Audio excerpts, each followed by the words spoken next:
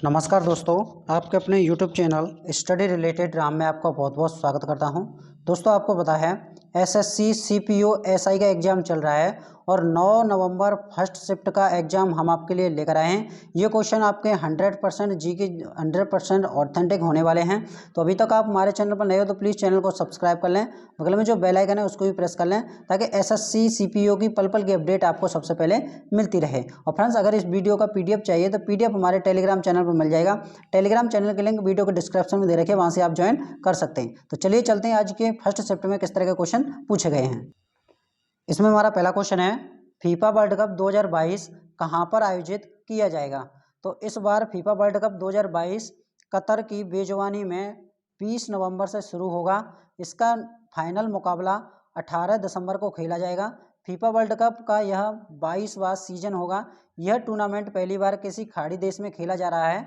और आपको बता दें फ्रेंड्स, इसकी जो थीम क्या थी, तो फीफा वर्ल्ड कप 2022 के लिए लाइव को आधिकारिक शुभंकर बनाया गया है। ठीक है, जो शुभंकर है वो शुभंकर किसको बनाया गया है, तो लाइव को शुभंकर बनाया गया है। और ये कौन सा सीजन है, तो सीजन आपका 22 है। ठीक है, कहाँ पर खेला जाएगा, तो ये आपका कतर में खेला जाएगा। ठीक है, चलिए अगले क्वेश्चन की बात करते हैं। अगला क्वेश्चन है हमारा इसमें कि मोहिनी अट्टम किस राज्य का नृत्य है।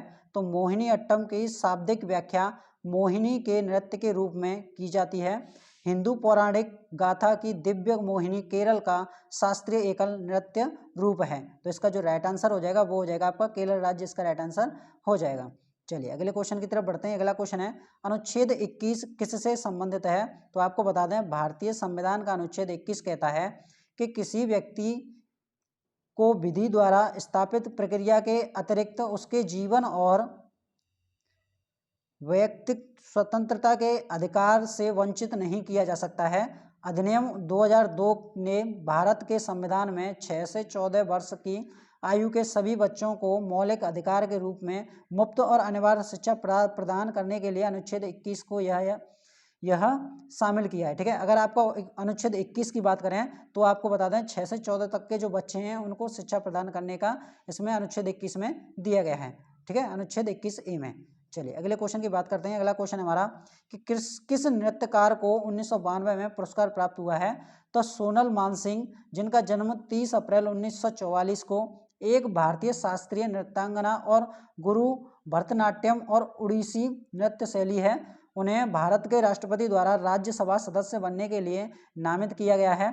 वह 1992 में पद्म भूषण तथा 2003 में पद्म विभूषण पाने वाली सबसे कम उम्र की प्राप्त करता है। ठीक है, तो आपको बता दें पद्म भूषण इनको किसको मिला था, ये 1992 में, तो सोनल मानसिंह को ये मिला है। ठीक है, चलिए अगले क्वेश्चन है हमारा, आपातकाल में कौन सा अनुच्छेद लागू नहीं होता है। तो संविधान का अनुच्छेद 359 भारत के राष्ट्रपति को अनुच्छेद 20 और अनुच्छेद 21 को छोड़कर राष्ट्रीय आपातकाल के दौरान मौलिक अधिकारों के प्रवर्तन के लिए किसी भी अदालत को स्थानांतरित करने के लिए अधिकार को निलंबित करने का अधिकार देता है।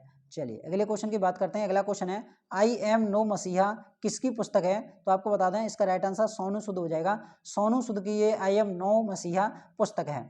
अगले क्वेश्चन की तरफ बढ़ते हैं। अगला क्वेश्चन है, अकबर के पिता का क्या नाम था। तो अकबर के जो पिता का नाम था वो हुमायूं था। ठीक है, चलिए अगले क्वेश्चन की तरफ बढ़ते हैं। अगला क्वेश्चन है, मैटूर बांध किस नदी पर स्थित है। तो मैटूर बांध भारत में कावेरी नदी पर सन 1934 में बनाया गया, जो तमिलनाडु का सबसे बड़ा बांध है। यह एक विशाल बांध भी है। तो आपको बता दें, अगर नदी पूछी है तो आपका राइट आंसर कावेरी नदी हो जाएगा। अगर सन पूछेगा, अगले शिफ्ट में सन पूछ सकता है, तो 1934 इसका राइट आंसर होने वाला है। और ये कहाँ पर है, ये तमिलनाडु में स्थित है।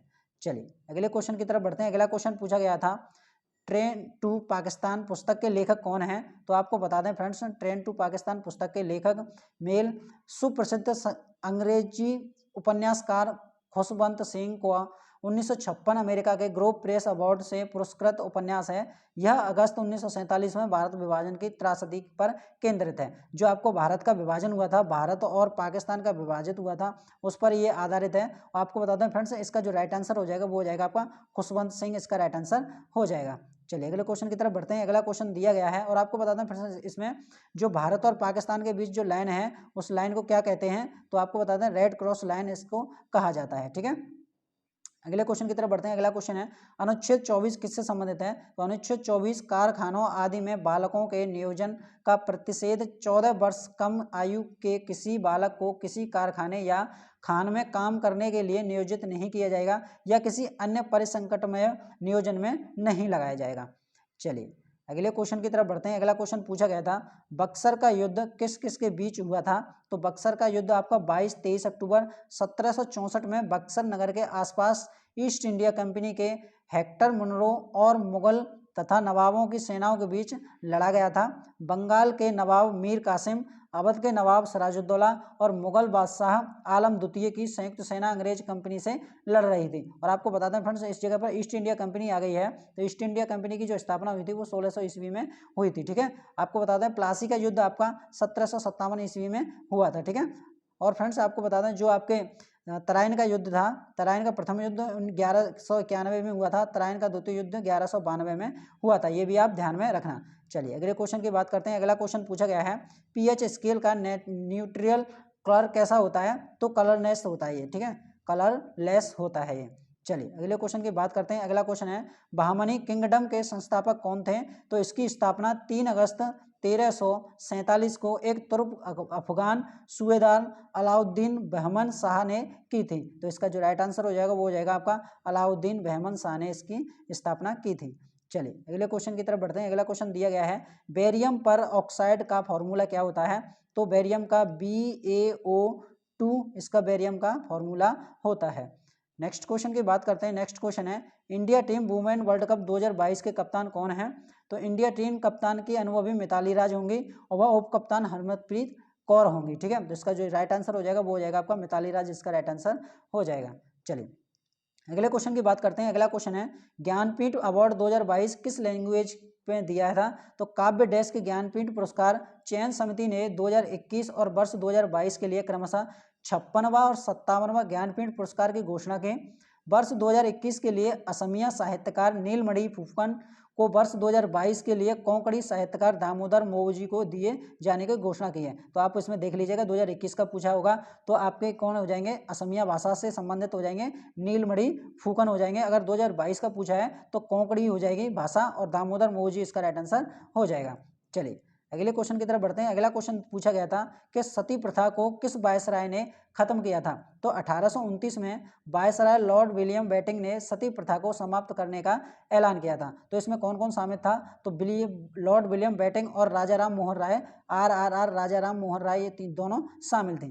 चलिए अगले क्वेश्चन की बात करते हैं। अगला क्वेश्चन है म्यांमार की मुद्रा क्या है? तो म्यांमार की मुद्रा क्यात है। ठीक है, क्या है ये? म्यांमार की मुद्रा क्यात है। ठीक है, चलिए फ्रेंड्स आपको बताते हैं ये क्वेश्चन थे हमारे जो SSC CPO SI में फर्स्ट शिफ्ट में पूछे गए थे। अगर वीडियो हमारी आपको अच्छी लगी तो प्लीज़ चैनल को सब्सक्राइब कर लें, बगल में जो बेल आइकन है उसको भी प्रेस कर लें ताकि SSC CPO की पल पल की अपडेट आपको सबसे पहले मिलती रहे।